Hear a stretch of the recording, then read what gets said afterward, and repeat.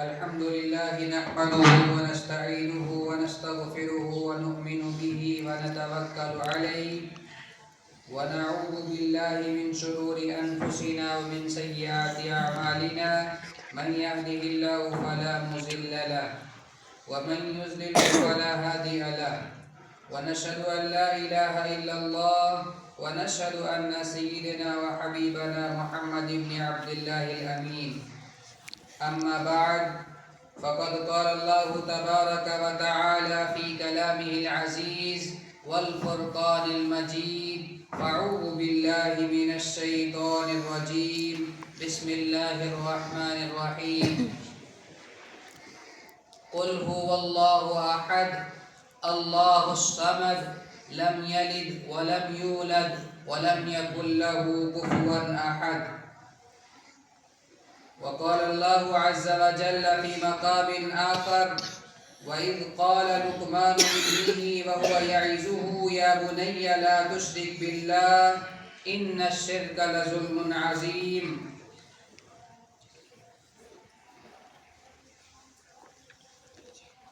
وقال الله تبارك وتعالى في كلام آخر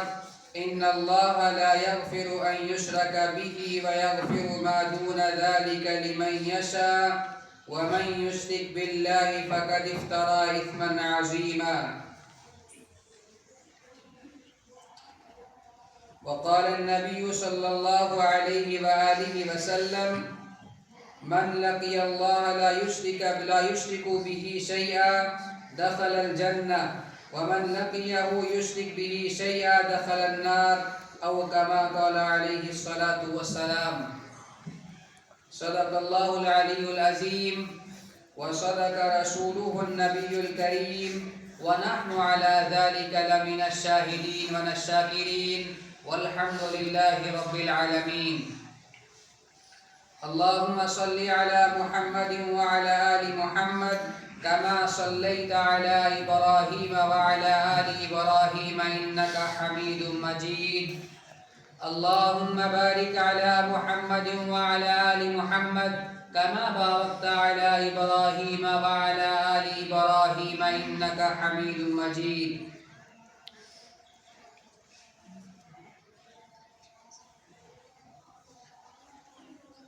سامعین جمعہ السلام علیکم ورحمۃ اللہ وبرکاتہ. اللہ رب العزت کا بے حد انتہا کرم و فضل ہے جس اللہ رب العزت نے ہمیں ایمان والا مومن بندہ بنایا ہے، اور اس پر مزید شکر یہ ہے کہ اللہ رب العزت نے ہمیں حضرت محمد مصطفیٰ صلی اللہ علیہ وسلم کی امت میں پیدا فرمایا ہے. ہم سب کو یہ بات بخوبی طرح سے معلوم ہے کہ ہم اس دنیا میں کیوں آئے ہیں اور ہمارا مقصد کیا ہے.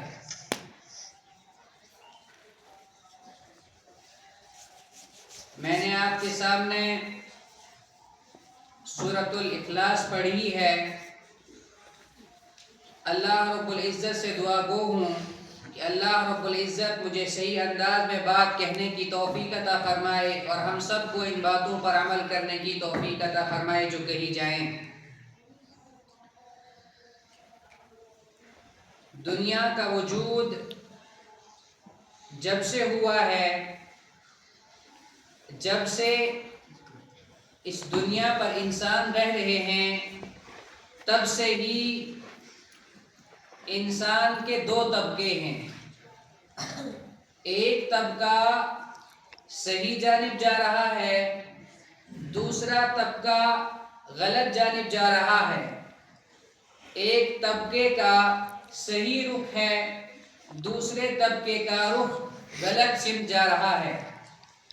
اگر ایک طبقہ صحیح ہے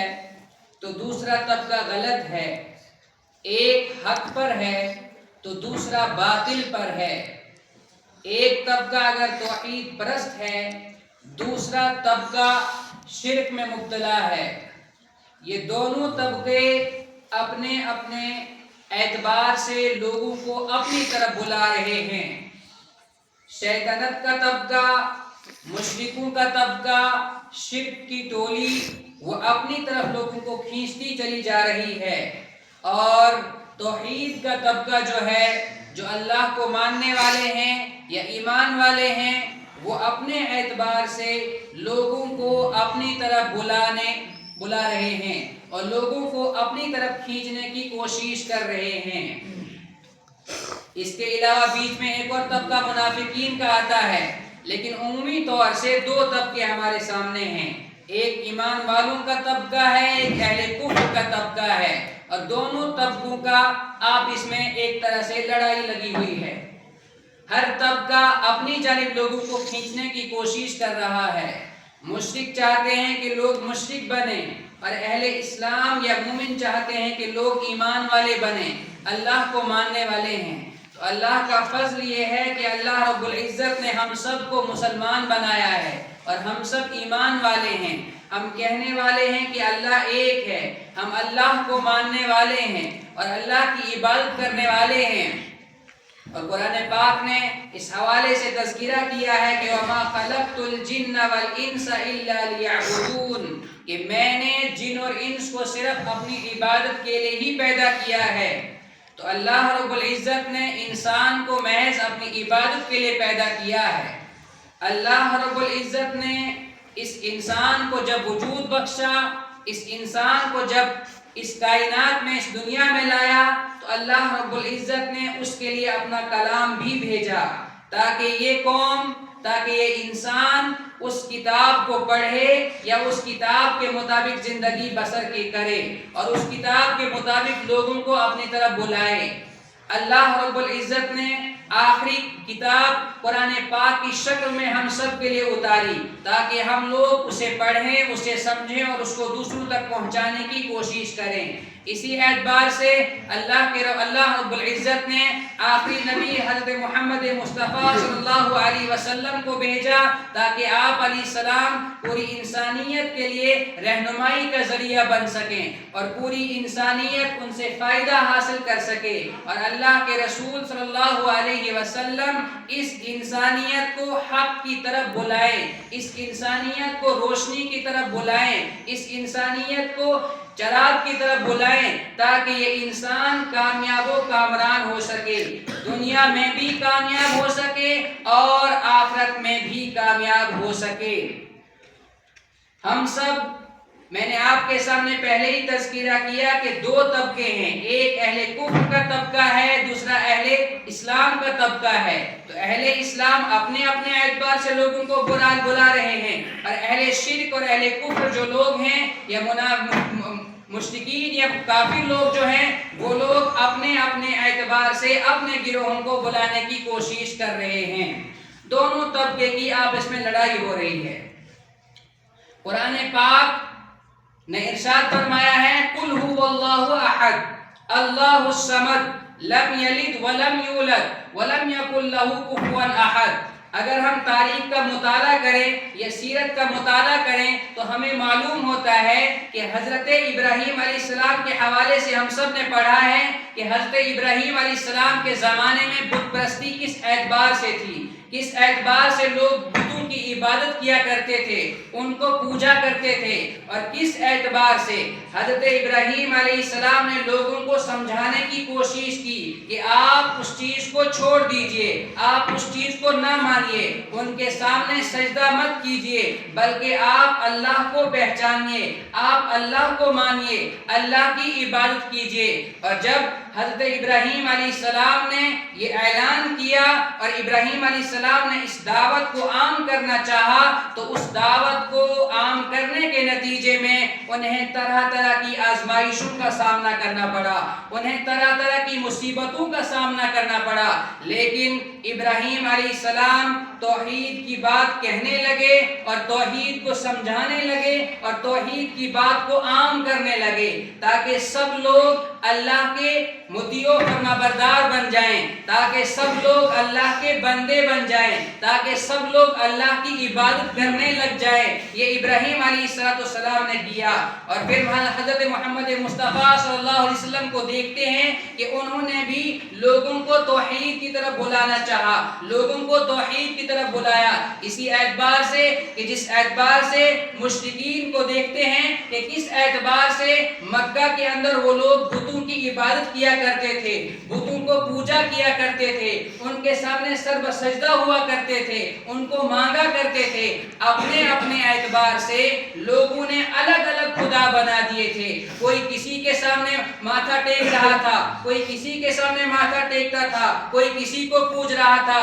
کوئی کسی سے بارش مانگ رہا تھا، کوئی کسی سے دھوپ مانگ رہا تھا، کوئی کسی سے کھانا مانگ رہا تھا۔ تو الگ الگ خدا ان لوگوں نے بنائے ہوئے تھے۔ اسی دوران حضرت محمد مصطفیٰ صلی اللہ علیہ وسلم نے دعوت دینی شروع کر دی، اور اللہ کے رسول صلی اللہ علیہ وسلم نے ارشاد فرمایا، یا ایھا الناس قولوا لا الہ الا اللہ تفلحون، کہ اے لوگو اللہ کے سوا کوئی معبود نہیں ہے، اس بات کو کہہ دو کہ لا الہ الا اللہ تفلحون، تم سب کے سب کامیاب ہو جاؤ گے۔ اس وقت وہ لوگ بت پرستی میں عام تھے، بت پرستی کیا کرتے تھے، تو حضرت محمد مصطفیٰ صلی اللہ علیہ وسلم کی دعوت کے مخالف ہو گئے، اور یہ سمجھنے لگے کہ ہم لوگ صدیوں سے اور پرانے زمانے سے ہم یہی کام کرتے آ رہے ہیں، ہم انہی کی عبادت کیا کرتے ہیں، یہ کیسے ممکن ہو سکتا ہے کہ ہم جو ہے ان کو چھوڑ کر اب اللہ کی عبادت کرنے لگے،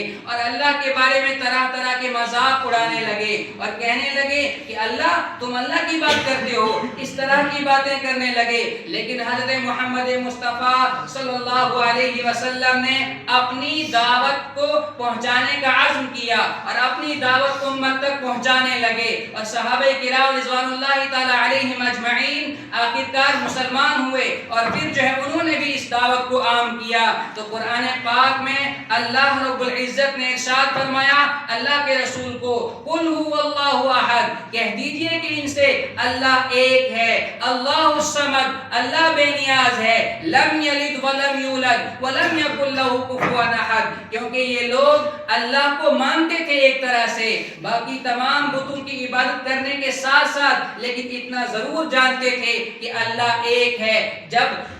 ہم جانتے ہیں کہ جب ابرہہ نے مکہ پر حملہ کیا تھا، اس وقت کس اعتبار سے مشرکین نے، کس اعتبار سے ان لوگوں نے یہ کہا تھا اور اللہ سے دعائیں مانگی تھی کہ اللہ تیرا گھر یہ ہے، تو اس کی حفاظت فرما۔ گویا وہ اللہ کو ماننے والے تھے، لیکن اس کے ساتھ ساتھ اللہ کے علاوہ دوسروں کو بھی خدا مانتے تھے، دوسروں کی بھی عبادت کیا کرتے تھے، دوسروں کی بھی پوجا کیا کرتے تھے۔ تو اللہ رب العزت نے ارشاد فرمایا، قل هو اللہ احد، کہہ دیجئے کہ اللہ ایک ہے، اللہ الصمد، اللہ جو ہے بے نیاز ہے۔ گویا آپ جب اللہ کو مانتے ہو، آپ جب اللہ کو تسلیم کرتے ہو، تو آپ کہہ دو کہ اللہ رب العزت ایک ہی ہے، اس کے علاوہ کوئی دوسری ذات نہیں ہے کہ ہم اس کے سامنے سجدہ کریں، ہم اس کو تسلیم کریں، ہم اس کو مانیں، ہم اس کے سامنے سجدہ کریں، ہم اس کو جو ہے اپنا رازق تسلیم کریں، ہم اس کو اپنا مالک تسلیم کریں، ہم اس کو اپنا خالق تسلیم کریں، بلکہ آپ کو یہ کہنا ہوگا کہ اللہ ایک ہے، اللہ کے علاوہ کوئی ایسا نہیں ہے کہ جس کے سامنے ہم سجدہ کر سکتے ہیں، اللہ کے علاوہ کوئی نہیں ہے جس سے ہم کھانا مانگ سکتے ہیں، اللہ کے علاوہ کوئی ایسا نہیں ہے جس سے ہم اپنا رزق تلاش کر سکتے ہیں۔ تو گویا اللہ رب العزت نے ارشاد فرمایا، یہ بات اعلان کر دو کہ اللہ رب العزت ایک ہے، اللہ الصمد، اللہ رب العزت بے نیاز ہے، اس کو کسی کی ضرورت نہیں ہے۔ آپ سمجھتے ہیں کہ انسان جس اعتبار سے ہوتا ہے، جس اعتبار سے بادشاہ ہوتا ہے، بادشاہ کو بھی کئی لوگوں کی ضرورت پڑتی ہے، لیکن اللہ ایسی ذات ہے کہ اللہ کو کسی ضرورت نہیں پڑتی ہے۔ لم یلد ولم یولد، نہ وہ کسی سے جنا ہے اور نہ وہ کسی کو جنتا ہے۔ یہاں پہ جو ہے مشرکین کی تردید کی گئی ہے، وہ لوگ کہتے تھے کہ اللہ رب العزت کے جو فرشتے ہیں وہ اللہ رب العزت کی نعوذ باللہ بیٹیاں ہیں۔ اس اعتبار سے پچھلی قومیں بھی عیسیٰ علیہ السلام کو اللہ کا بیٹا تسلیم کرتے تھے، اسی اعتبار سے عزیر علیہ السلام کو بھی اللہ کا بیٹا کہا کرتے تھے، لیکن اللہ رب العزت نے ان مشرکوں کو کہا لم یلد ولم یولد، یہ اللہ رب العزت ایسی ذات ہے نہ اس سے آگے نسل بڑھنے والی ہے نہ وہ کسی سے پیدا ہوا ہے، بلکہ اللہ ہمیشہ تھا اور ہمیشہ رہے گا، ہمیشہ سے ہے ہمیشہ تک رہے گا۔ تو اللہ رب العزت نے اپنی صفات بیان کی، لم یلد ولم یولد ولم یکن لہ کفوا احد، یہ اللہ کے علاوہ کوئی ہمسر نہیں ہے، اللہ کے علاوہ کوئی اور ذات نہیں ہے جس کے سامنے ہم سر بسجدہ ہو سکتے ہیں، کوئی اور ذات نہیں جس کی ہم پوجا کر سکتے ہیں، جس کی عبادت کر سکتے ہیں، جس سے مانگ سکتے ہیں، یہ اللہ رب العزت نے کہا۔ اس کے علاوہ یہ توحید کی دعوت اللہ رب العزت نے دی، اور حضرت محمد مصطفیٰ صلی اللہ علیہ وسلم نے اسی توحید کی دعوت کو عام کیا۔ جب اللہ کے رسول صلی اللہ علیہ وسلم نے یہ دعوت عام کی کہ قل هو اللہ احد، کہہ دیجئے اللہ رب العزت ایک ہے، جب صحابہ کرام رضوان اللہ تعالی علیہم اجمعین کے متعلق کفار کو پتہ چلا کہ وہ یہ بات کہتے ہیں کہ اللہ ایک ہے اور ہمارے معبودوں کو کہہ رہے ہیں کہ وہ غلط ہیں، وہ لوگ ان سے دشمنی پر اتر آئے اور ان سے دشمنی کرنے لگے۔ ہم جانتے ہیں حضرت بلال رضی اللہ تعالیٰ عنہ کو کس اعتبار سے تپتی ہوئی ریت پر ان کو گھسیٹا گیا، کس اعتبار سے ان کو تشدد کیا گیا، لیکن وہ یہی نعرہ لگانے لگے احد احد، اللہ ایک ہے اللہ ایک ہے، ہمیشہ یہی کہنے لگے کہ اللہ ایک ہے۔ آپ کچھ بھی کریں، آپ کچھ بھی کہیں، آپ کوئی بات بھی پیش کریں، لیکن میں ماننے کو تیار نہیں ہوں، کیونکہ میں مانتا ہوں اللہ ایک ہے، اللہ کے سوا کوئی معبود نہیں ہے، میں اللہ کی ہی عبادت کرنے والا ہوں، میں اللہ کو ہی ماننے والا ہوں۔ میں اگر کسی سے مانگوں گا تو صرف اللہ سے مانگوں گا، میں اگر کسی کے سامنے سجدہ کروں گا تو صرف اللہ کے سامنے سجدہ کروں گا، میں اگر کسی کو مالک مانوں گا صرف اللہ کو مالک مانوں گا، میں اگر کسی کو خالق تسلیم کروں گا صرف اللہ کو خالق تسلیم کروں گا۔ حضرت بلال رضی اللہ تعالیٰ عنہ اور اس کے علاوہ تمام صحابہ کرام نے یہی آواز بلند کی کہ اللہ ایک ہے، اللہ کے سوا کوئی معبود نہیں ہے، اللہ کے سوا کوئی پوجا کے قابل نہیں ہے، اللہ کے سوا کوئی عبادت کے قابل نہیں ہے۔ اور اس اعتبار سے صحابہ کرام رضوان اللہ تعالی علیہم اجمعین نے بھی یہی دعوت عام کی، اور اللہ رب العزت نے جب یہ توحید کا اعلان کیا، رسول پاک صلی اللہ علیہ وسلم نے جب اس توحید کا اعلان کیا، اور اللہ رب العزت نے ساتھ میں ہی قرآن پاک میں ہی کئی مقامات پر شرک کی بھی نفی کی کہ اللہ کے ساتھ کسی کو شریک ٹھہرانا، عبادت میں ہو چاہے رزق میں ہو چاہے معاش میں ہو، کسی میں بھی اللہ کے ساتھ کسی کو شریک ٹھہرانا یہ جائز نہیں ہے۔ قرآن پاک میں اللہ رب العزت نے کئی مقامات پر ارشاد فرمایا ہے کہ اللہ رب العزت شرک کو پسند نہیں کرتے ہیں، ان اللہ لا یغفر ان یشرک بہ ویغفر ما دون ذلک لمن یشاء، کہ اللہ رب العزت جو بندہ شرک کرتا ہے، جو بندہ اللہ کے علاوہ کسی اور کو شریک ٹھہراتا ہے، اللہ کبھی بھی اس کی مغفرت نہیں فرمائیں گے، لیکن ہاں اس کے علاوہ دوسرے گناہ اگر کسی سے ہو جائیں گے، کسی اور گناہ میں مبتلا ہو سکتا ہے، اللہ چاہیں تو اس کی مغفرت کر سکتے ہیں، اللہ چاہیں تو اسے معاف کر سکتے ہیں۔ اور اللہ رب العزت نے ارشاد فرمایا کہ ان الشرک لظلم عظیم، کہ شرک جو ہے بہت بڑا ظلم ہے کہ ہم اللہ کے ساتھ کسی کو شریک ٹھہرائیں، ہم اللہ کے سوا کسی اور کو مانیں، ہم اللہ کے علاوہ کسی اور کو تسلیم کریں۔ یہ آیات میں اللہ رب العزت ارشاد فرماتے ہیں وَإِذْ قَالَ لُقْمَانُ لِابْنِهِ، جب لقمان علیہ السلام نے اپنے بیٹے سے نصیحت کرتے ہوئے یہ کہا تھا یا بنی لا تشرک باللہ، اے میرے بیٹے اللہ کے علاوہ کسی کے ساتھ شریک نہ ٹھہرانا، ان الشرک لظلم عظیم، بے شک جو یہ شرک ہے یہ بہت بڑا ظلم ہے۔ لقمان علیہ السلام اپنے بیٹے کو یہ نصیحت کر رہے ہیں۔ ہم غور کریں اپنے معاشرے میں کہ والدین اپنے بچوں کو کیا شرک سے بچاتے ہیں، کیا ان کو منع کرتے ہیں کہ آپ اللہ کے علاوہ کسی کی عبادت نہ کیجیے، آپ اللہ کے علاوہ کلمات نہ استعمال کیجیے جن سے آپ مشرک ہو جاتے ہیں، جن سے آپ کافر ہو جاتے ہیں، آپ ان کو استعمال نہ کیجیے۔ لیکن ہمارے معاشرے میں اس چیز پر زور نہیں دیا جاتا ہے، ہمارے معاشرے میں اس چیز پر غور و خوض نہیں کیا جاتا ہے۔ والدین جانتے ہوئے بھی، ماں باپ جانتے ہوئے بھی، اساتذہ جانتے ہوئے بھی پھر بھی اس چیز پر دھیان نہیں دیتے ہیں، اور ہم لوگ کفریہ کلمات کہتے ہیں، ہم لوگ شرکیہ کلمات کہتے ہیں، اور نتیجہ یہ ہوتا ہے، اس کا نتیجہ نتیجہ یہ نکلتا ہے کہ ہم لوگ ایمان سے خارج ہو جاتے ہیں، ہم لوگ مشرک ہو جاتے ہیں، ہم لوگ کافر ہو جاتے ہیں، ہمیں دھیان ہی نہیں رہتا ہے۔ لیکن اللہ رب العزت نے کہا ہے ان الشرک لظلم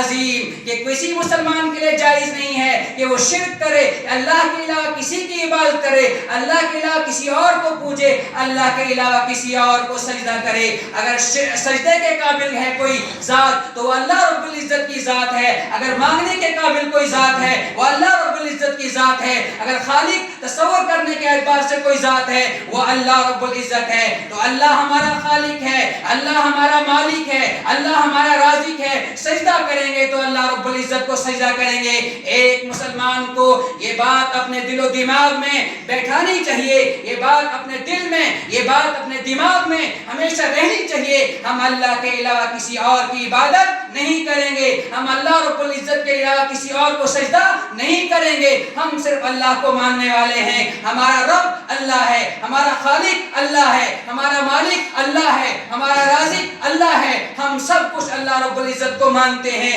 اور اللہ ہی رب العزت نے اس دنیا کو پیدا کیا ہے، ہمیں پیدا کیا ہے، اس آسمان کو پیدا کیا ہے، اس زمین کو پیدا کیا ہے، یہ چاند بنایا ہے، یہ سورج بنایا ہے۔ الغرض پوری دنیا میں جو کچھ چیزیں وجود میں آئی ہیں وہ سب اللہ رب العزت نے بنائی ہیں، اللہ رب العزت نے تخلیق کی ہیں، اللہ رب العزت نے پیدا کی ہیں۔ اسی لیے ہم اللہ کو مانتے ہیں، ہم اللہ کی مانتے ہیں، ہم اللہ کی بات سنتے ہیں، اللہ کو ہی اپنا معبود مانتے ہیں، اللہ کی ہی عبادت کرتے ہیں، اور نماز پڑھتے ہیں تو اللہ کے لیے پڑھتے ہیں، روزہ رکھتے ہیں تو اللہ کے لیے روزہ رکھتے ہیں، صدقہ دیتے ہیں تو اللہ کے لیے صدقہ دیتے ہیں، حج کرتے ہیں تو اللہ کے لیے صدقہ حج کرتے ہیں۔ الغرض ہماری پوری زندگی جو ہوتی ہے وہ صرف اللہ کے حکم اور اللہ کے تابع ہوتی ہے۔ تو ایک مسلمان ہمیشہ ایسا ہی ہونا چاہیے کہ وہ ہمیشہ اللہ رب العزت کا مطیع و فرما بردار بنے۔ اسی لیے اللہ کے رسول صلی اللہ علیہ وسلم نے ارشاد فرمایا کہ من لقی اللہ